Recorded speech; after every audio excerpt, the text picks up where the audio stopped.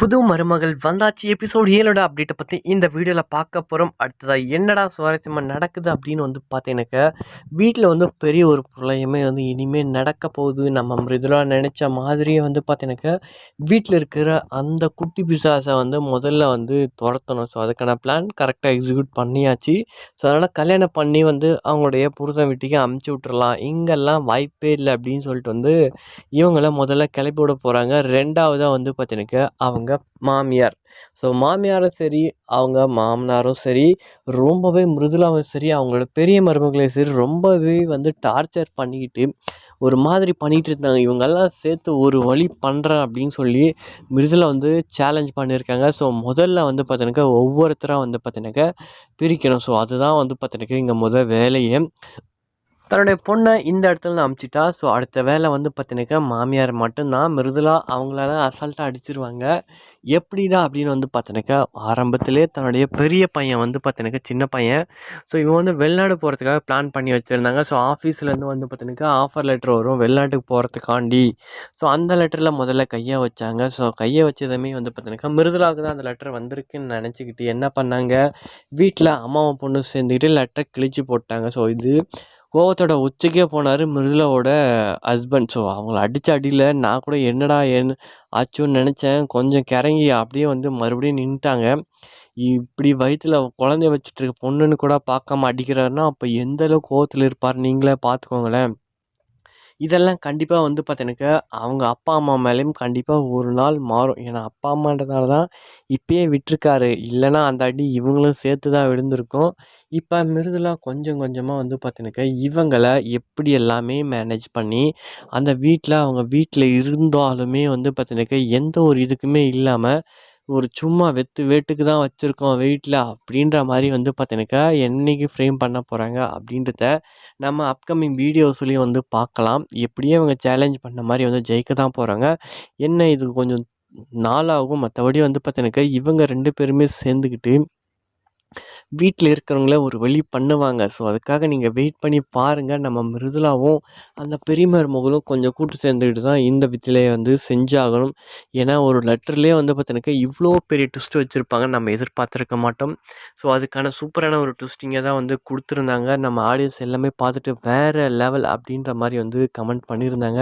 So அதுவுமே ரொம்பவே நல்லா இருந்துச்சு. முதல்ல இவங்களை கல்யாணம் பண்ணி அந்த வீட்டுக்கு அனுப்புகிறோம்.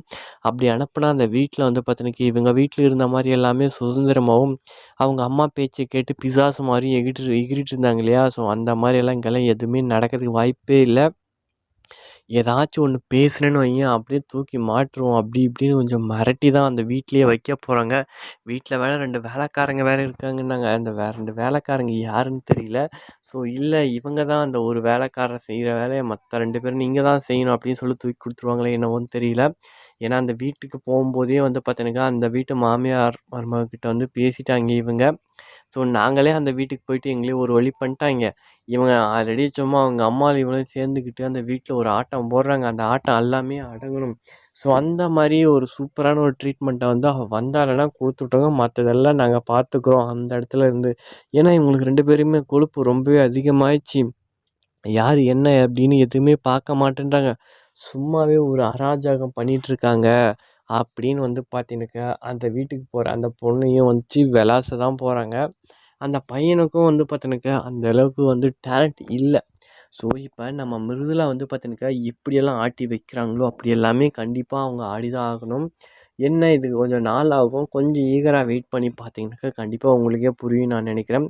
ஸோ இதை பற்றி நீங்கள் என்ன நினைக்கிறீங்க அப்படின்றத கீழே மறக்காமல் கமெண்ட் பண்ணிடுங்க. ஸோ இப்போ எபிசோடு யாரெல்லாம் பார்க்கலையோ அவங்களுக்காக கீழே டிஸ்கிரிப்ஷனில் லிங்க் இருக்குது. அது மட்டும் இல்லாமல் அந்த வீடியோவோட ரிவ்யூவாக இந்த வீடியோவிலே அப்படியே மெயின்டைன் பண்ணிக்கலாம். ஸோ ஆரம்பத்தில் பார்த்தீங்கன்னாக்கா இங்கே மிருதுலா வீட்டை விட்டு வெளியே போன உடனே அந்த பெரிய மருமகளை அவள் இருக்கிற துணிச்சல் தாண்டி நீ பேசுன அப்படின்னு சொல்லிட்டு அவங்க கையில் இருக்க பெல்ட்டை அடிச்சிட்டு இருந்தாங்க. அப்போ இவங்க வந்த கோவத்தில் பார்த்தீங்கன்னா பெல்ட்டை பிடுங்கிட்டு இவங்கள விளாசுவாங்கன்னு பார்த்தாங்க. ஆனால் அவகிட்ட பேச்சு மட்டும்தான் கொடுத்தாங்க. பேச்சுலேயே பார்த்தீங்கன்னாக்கா அவங்க சில சேலஞ்சஸும் பண்ணாங்க. உன்னை இந்த வீட்டை விட்டு நான் துரத்துறேன், நீங்கள் இன்னும் 1 மாதம் இந்த வீட்டை விட்டு போகணும், இல்லை நான் இங்கேருந்து போகணும் அப்படின்னு சொல்லிட்டு சேலஞ்ச் பண்ணியிருக்காங்க. ஏன்னா இவங்களே நான் ஒன்னே இப்போ தான் துரத்தி விட்டு வீட்டை விட்டு நான் இப்போ உன்னை யார் இங்கே வச்சிருக்க போறா? இது நீங்கலாம் சொல்லியெல்லாம் நான்லாம் வீட்ட விட்டு போகலாம் மாட்டேன். நானா நினச்சா தான் நான் வீட்ட விட்டு போவேன். இது என் வீடு. நான் போகணுன்னு ஒரு அவசியம் எனக்கு கிடையாது அப்படின்னு சொல்லிட்டு வந்து அங்கேயே ஸ்ட்ராங்கா நின்டாங்க. ஸோ அடுத்ததான் வந்து பார்த்தீங்கன்னாக்கா, இவங்கெல்லாம் இப்படி இருக்கவும், நான் இருங்க என் ஹஸ்பண்ட் வரட்டும் நான் பேசுகிறேன் அப்படின்னு சொல்லிட்டு இருந்த மிருதுளா, அவங்க புருஷன்கிட்ட வந்ததும் பேசுகிறாங்க. பேசுனது வந்து பார்த்தீங்கன்னாக்கா, சப்போர்ட்டாக பேசுவார் மனுஷன் பார்த்தா, உங்களோட தொல்லையெல்லாம் என்னால் தாங்க முடியாது. நான் உடனே துபாய்க்கு வந்து நான் வந்து ஆஃபர் வேலைக்காக சொல்லியிருந்தேன். அந்த வேலையும் ஓகே ஆயிடுச்சு. விசா வந்த உடனே நான் கிளம்பிடுவேன் அப்படின்னு சொல்லிட்டு வந்து இவரும் கையை விரிச்சுட்டாங்க. ஸோ இதை பார்த்துட்டு இருந்த வீட்டில் இருக்க இந்த மருமண்டைங்க என்ன பண்ணுச்சு, "பாத்தியா இதெல்லாம் உன்னால் ஒன்றுமே பண்ண முடியாது" அப்படின்னு சொல்லிட்டு சொல்லிட்டு சிரிச்சுட்டு போயிட்டாங்க. ஸோ இதை பார்த்த மிருதுளாவுக்கு ஒரே கடுப்பு. என்னடா பண்ணுறது ஏதுடா பண்ணுறது அவங்களுக்கு ஒன்றும் புரியலை. அப்புறமா வந்து பார்த்தீங்கன்னாக்கா அடுத்த ட்விஸ்ட் வந்து வருது. ஒரு போஸ்ட்மேன் என்ன பண்ணுறார், லெட்டர் வந்து எடுத்துகிட்டு வந்து யாருக்கு பேரில் அப்படின்னா மிருதுளாவோட பேரில் வந்து வந்திருக்கு அப்படின்னு சொல்லிட்டு வந்து முதல்ல லெட்டர் எடுத்துகிட்டு வந்து தாராங்க. ஸோ தந்த உடனே வந்து பார்த்தீங்கன்னாக்கா ஆத்தாளும் மகளும் போய் வாங்குறாங்க. ஸோ வாங்கிட்டு இந்த லெட்டர் பிரித்து பார்த்துருவோம் என்ன இருக்குது அப்படின்னு ஆத்தா சொல்லவும், மக இல்லைம்மா அடுத்தவங்க லெட்டர்லாம் பிரிச்செல்லாம் படிக்கக்கூடாது அப்படின்னு சொல்லவும், என்னடி நல்லவ மாதிரி பேசுறிய அப்படின்னு சொல்லவும், இல்லைம்மா மற்றவங்க லெட்டர் பிரித்து தான் படிக்கக்கூடாது கிழிச்சு வேணா போட்டுடலாம் அப்படின்னு சொல்லிட்டு வந்து கிழிச்சு வாசல்லே அங்கேயே போட்டுட்டு வந்துட்டாங்க. ஸோ இதோட பின்னணி வேறு விளைவாக இருக்கும் அப்படின்னு தெரியாமல் அங்கேயே போட்டு ஜாலியாக வீட்டுக்கு வந்து உக்காந்துட்டு பேசிகிட்டு இருக்காங்க. வீட்டிலேருந்து வெளியே வந்த இவங்க 2 பேருமே வந்து பார்த்தோன்னாக்கா மருமகங்க, "அத்தை எனக்கு ஏதாச்சும் லெட்டர் வந்துச்சான்னு?" கேட்கும்போது, "லெட்டரா? வந்துச்சு. ஆனா இங்க இல்ல." அப்படி வந்து ஒரு எகத்தாளமா பேசுனாங்க. அடுத்ததான் வந்து பார்த்தீங்கன்னாக்கா, இவங்க "ஓஹோ! இப்படியா பண்றீங்க?" அப்படின்னு சொல்லிட்டு நம்ம மிருதுளாவும் கொஞ்சம் சைலண்ட்டா போனாங்க. அதுக்கப்புறமா வந்து பார்த்தீங்கன்னாக்கா, என்னடா நடக்குதுன்னா, இவங்களுக்கு வந்து ரொம்பவே ஜாலியா வந்து உட்காந்துட்டு பேசிட்டு இருந்தாங்க. அப்பா, மக, பொண்ணு எல்லாமே தன்னுடைய வாரிசு வந்து நல்லா வந்து புஜுட்டிக்கா வளரட்டும் அப்படி இப்படின்னு வந்து சொல்லிட்டு பேசிட்டு இருக்காங்க. ஸோ அந்த சமயத்தில தான் நம்ம மிருதுளா இப்படிப்பட்ட குடும்பமாச்சு அப்படின்னு சொல்லிட்டு காரி துப்பிட்டு போறாங்க. ஏன் குழந்தை பிறக்க போகுது. யார் அப்பான்னு சொல்ல போறீங்க? ஊர் என்ன என்ன பேசப்போகுது? இதெல்லாம் தெரியாம நீங்க உட்காந்துட்டு ஜால்ரா தட்டிட்டுருக்கீங்களான்னு காரி துப்பவும், அடுத்ததா அந்த பையனோட வீட்டுக்கு போலான்னு பிளான் பண்றாங்க. அப்பா வந்து பேசுறாங்க இந்த பொண்ணு, "ஆமாம்மா நான் இங்கேயே இருக்கேம்மா. அந்த வீட்லலாம் போயிட்டு என்னால கஷ்டப்பட முடியாது. நான் இங்கே இருக்கிறேம்மா" சொல்றாங்க. "இல்லம்மா நீ வந்து அங்க தான் அதெல்லாம் நான் பிளான் பண்ணிக்கிறேன். போய் மெதுவா முதல்ல பேசுவோம். அடுத்தது மாப்பிள்ளைய நம்ம கூடவே கூட்டிட்டு வந்துருவோம். நம்மளுக்கு என்ன இது?" அப்படின்னு சொல்லிட்டு வந்து தைரியமா போறாங்க வீட்டுக்கு. வீட்டுக்கு போய் பேசுறாங்க. ஸோ வீட்டுக்கு போய் பேசுன உடனே ஃபர்ஸ்ட்டு நல்லா தான் பேசுனாங்க. உங்களுக்கு கொஞ்சம் கூட அறிவு இல்ல. படிக்க சொன்னா நீங்க படிக்கிறத விட்டுப்புட்டு மத்த வேலையெல்லாம் செய்றீங்களா? அப்படின்னு சொல்லிட்டு அந்த பையனையும் அடிச்சிருக்காரு. இந்த பொண்ணும் அமுக்குனி மாரி இங்க வந்து உக்காந்துட்டு இருக்கு. ஸோ அடுத்ததா வந்து பாத்தீனாக்கா பேசுறாங்க. கல்யாணத்த சிம்பிளா பண்ணிக்கலாம்.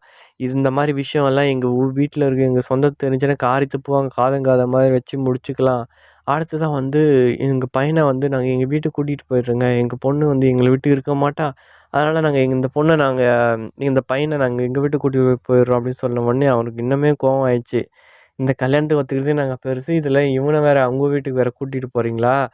முடிஞ்சா பாருங்களேன் கிளம்புங்க அப்படின்னு சொன்ன உடனே, இல்லம்மா நான் இருக்கிறேம்மா, இங்க இருக்கிறேன் ஒண்ணும் பிரச்சனை இல்ல. அம்மா எங்க வீட்ல 2 வேலைக்காரங்க இருக்காங்க. ஒண்ணும் பிரச்சனை இல்ல. உன்ன பத்திரமா பார்த்துப்பாங்க. எந்த ஒரு இதுவுமே கிடையாது. நீங்க வரலாம் தாராளமா வரலாம் அப்படின்னு சொல்லிட்டு வந்து அனுப்பிச்சு விடுறாங்க.